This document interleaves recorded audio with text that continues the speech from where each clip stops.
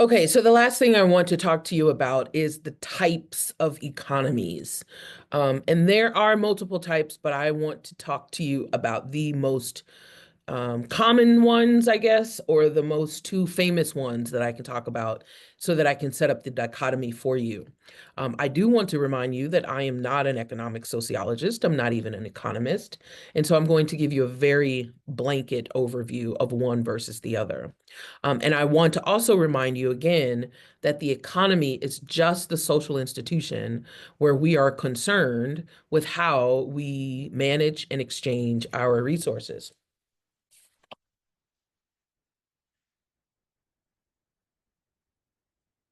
And so if we're talking about capitalism, for instance, we're talking about simply one type of an economic society. In capitalism, resources can be owned either by an individual, a company, an entity, for instance. And we live in a capitalist society, or mostly capitalist society, so that we know that if you own land, the idea that you can even own land, if you own land, then it also means that you own the oil that somebody might find under your land. And if they find oil on your land and we need that oil on your land, then somebody has to then create a trade with you. In order to extract the oil off your land that you own, somebody has to enter into a trade agreement and tell you how much that they're going to pay you, for instance, or what it is that they're going to trade for you with you in order to take the oil that you own. So capitalism in general, this is the book's definition, is an economic system where there is private ownership, and where there's an impetus to produce profit or build wealth. The name of the game is profit and building wealth. I want to remind you of Max Weber's book, The Protestant Ethic and the Spirit of Capitalism, when we were talking about religion. This idea that what you should be doing is following your calling and working very hard in order to do the things that God asks you to do, to always be trying to build wealth. You take your money, you spend it on things that you need to spend, and you reinvest that money back into your family or into your business, for instance. The goal is to continue to seek profit because the name of the game is wealth. Wealth for you as an individual, wealth for your family, or wealth for your company.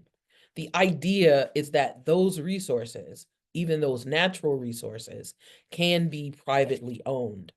Because the name of the game is based on private ownership and the name of the game is profit or wealth, it is built in the spirit of competition. Because if my goal is to create as much profit as possible, then my goal is to compete with you to make sure that I get more than you. I'm not in this with you, I'm in this against you. Capitalist systems are based in that way in competition. There's a number of terms or, sorry, I'm learning that my phone is ringing and I don't know how to fix that.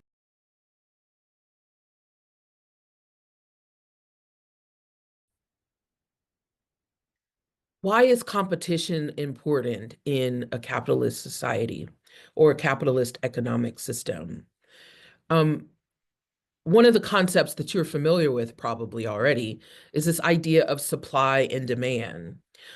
If I have the things that you need, then I am going to be successful, or this is going to be a successful venture because you're going to buy those things from me.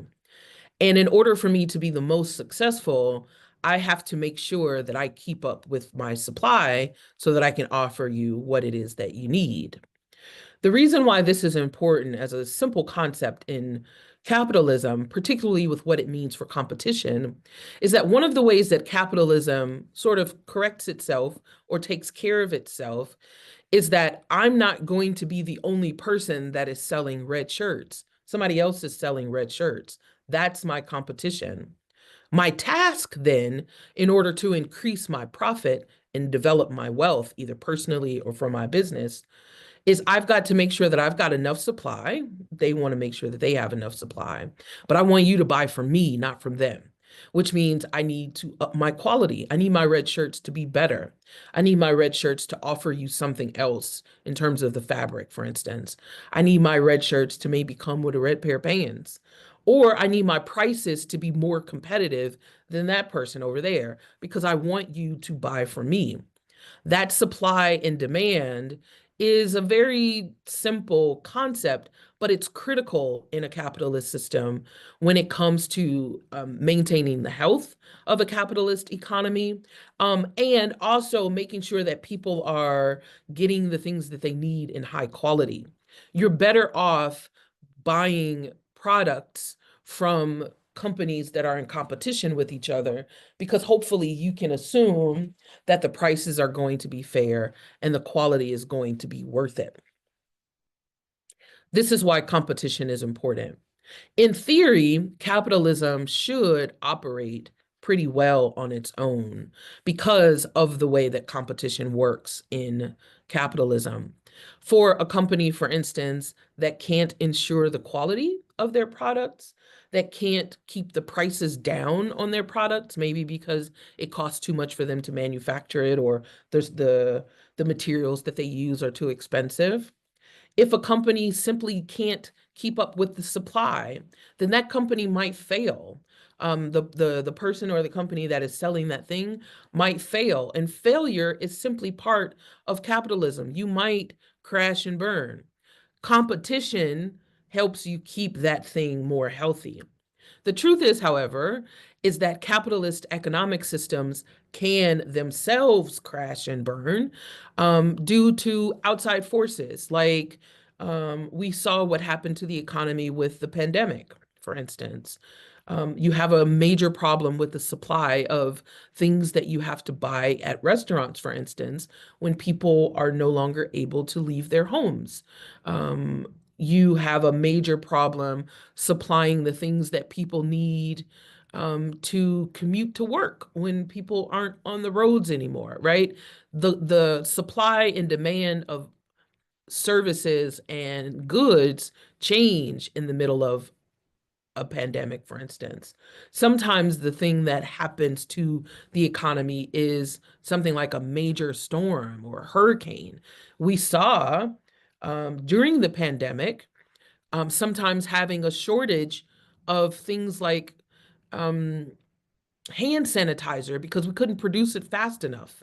And after the pandemic, still seeing a shortage of things like saline if you were in a place where a hurricane may have gone through and damaged the factory that manufactured some of those medical things.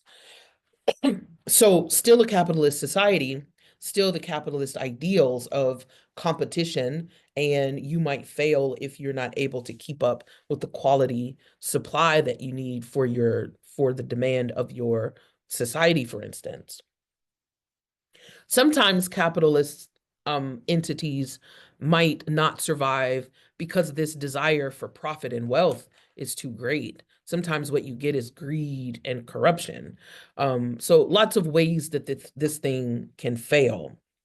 But the reason why that this is an interesting question for the US, for instance, as to whether or not we are a capitalist society, is that if the name of the game is competition and somebody else wins and you don't, that should be the end of it.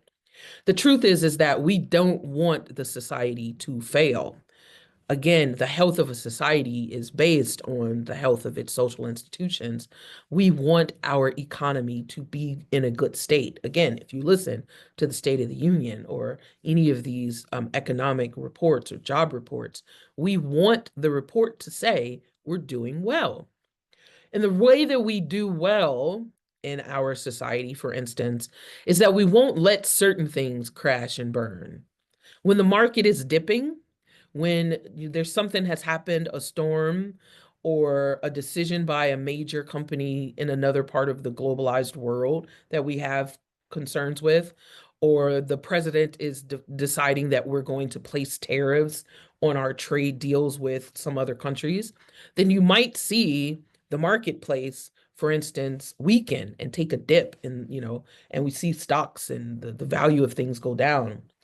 Even then, if we could help it, we won't let it crash and burn. We've got a fail safe. We will turn the market off and restart it tomorrow if we have to. When the restaurants were in danger in the pandemic, we couldn't let them all go out of business. So what we did is created programs and loans and grants that, why don't I give you money, the government said, why don't I give you money so that you can at least try to keep your head above water, pay your workers, hold off for as long as possible.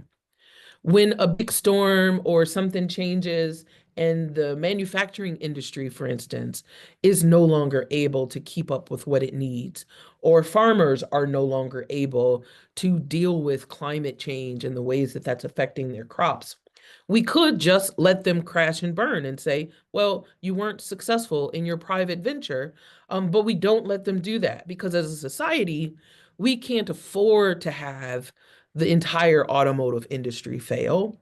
We can't afford to have all of the farmers in the state of California, where most of our produce comes from, fail. So we will help them and subsidize them. Similarly, even though competition is the name of the game, we make it illegal for anybody in that competition to create a monopoly. Google is always at court. Microsoft is always in court. AT&T is always in court because I can't let you own everything in whatever that industry is, because then you make it so that nobody compete with you. The truth is that I couldn't start a cellular service company even if I wanted to, because I can't compete with T-Mobile. So we need healthy competition, but we don't like competition that makes it impossible for other things to happen. And so we make it illegal for there to be a monopoly.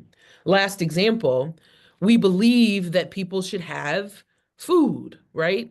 So we won't let you starve completely. We've got a social service for that. We believe that people should have health care. So we won't let you go without your prescriptions for the most part.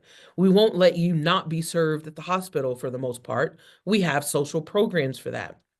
This question of how we won't let capitalism fail itself, the ways that when it is doing well, when it is healthy, there's the right amount of competition operating within it. If you keep your hands off, then it should be good.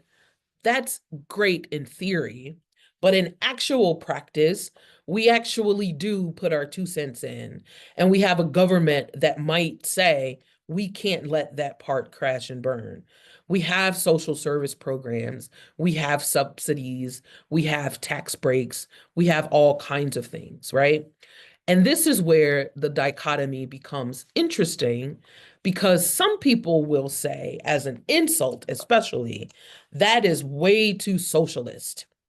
Socialism as an economic type, instead of things being able to be owned, resources being owned, you can't have resources that people need, property, natural resources.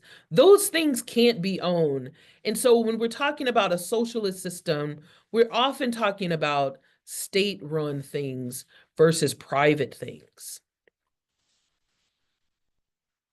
The name of the game, instead of profit, the name of the game in a socialist society, instead of private property, is sharing the wealth that we have. Instead of your private property, we want to do well. You want to share the work and share the work that you have. And instead of competition, we're talking about cooperation. And in theory, that should be fantastic. But again, when you talk about the ways that these things work in a society, then you're not so confused by even the idea when we use words like the government shouldn't interfere with your business decisions.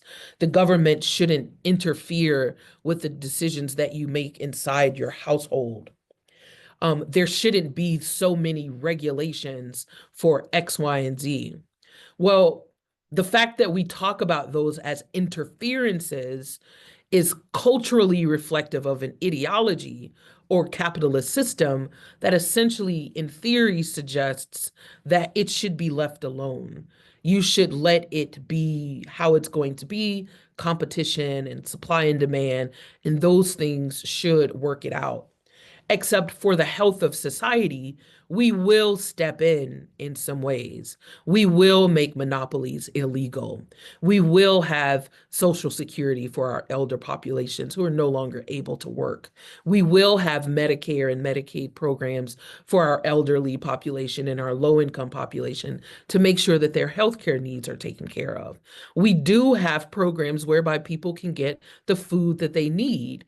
And we do have subsidies and tax breaks for businesses and individuals who own lots of things in private so that they don't go underwater all the time. And when you are the owner of the utility company, we make it so that you can't sell people water for a ridiculous amount of money. That's a regulation that says you can't do that. When you hire me to put the wheels on the car and you hire that person to put the door on the car, you can't hire me for $1 an hour. That's why we have regulations and minimum wage. You can be focused on your own private ownership of things and the development and um, um, storage of wealth and the gathering of your wealth. And you can be very focused on that. But as a society, we place limits and regulations and formal norms, laws as to what you can and cannot do. And in a capitalist society, that is often considered to be an interference. You need to stay out of the process, government. You're treating us like we are a socialist society instead of a capitalist society. We should be letting the competition go the way that it is.